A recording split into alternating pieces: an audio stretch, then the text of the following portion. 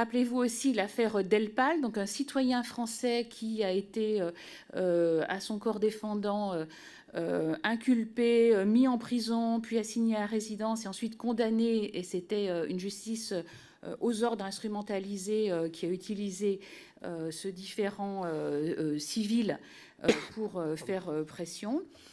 Septembre 2021, les élections. Alors les élections, c'est intéressant. 17 au 19 septembre 2021, la Russie a toujours une façon un peu particulière de mener des élections et donc elle cherche des experts pour se légitimer.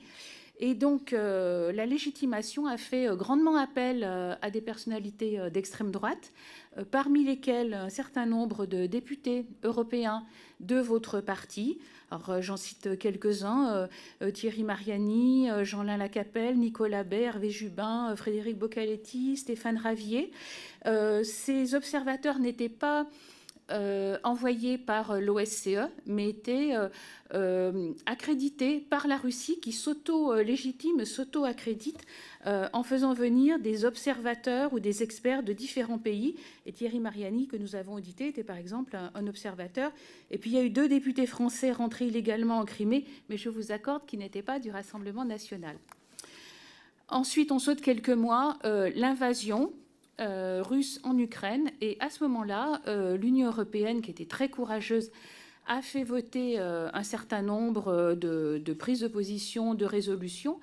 Et c'est là qu'on voit que les députés Rassemblement national, eh bien, ils sont loin d'être toujours unanimes et dans la position française. Donc, de temps en temps, ils condamnent. Alors, ils ont quand même condamné l'agression. Ils ont quand même voté pour la collecte de preuves sur les crimes de guerre, mais ils se sont abstenus sur un certain nombre de résolutions, abstention sur le soutien financier, abstention pour condamner un certain nombre de pratiques, etc. Je renvoie ceux qui nous écoutent à la liste, je ne veux pas être trop fastidieuse. Et puis je renvoie aussi aux explications de vote de M. Mariani, dont on sait les convictions. Donc, en fait, si je rappelle cette chronologie, c'est parce qu'il y a, je pense, à partir de 2020, où vraiment on sent que la Russie est en train de basculer et où les positions des politiques français prennent du recul vis-à-vis de la Russie, on sent qu'au contraire, votre parti, par cette légitimation des élections, par des prises de position, par toujours une timidité, même après l'invasion, sur la condamnation, votre parti, on peut se demander s'il n'a pas été en situation soit de s'auto-censurer, soit d'effectuer une sorte de renvoi d'ascenseur par rapport à des facilités réelles sonnantes et trébuchantes, ou peut-être à d'autres qu'on ne connaît pas.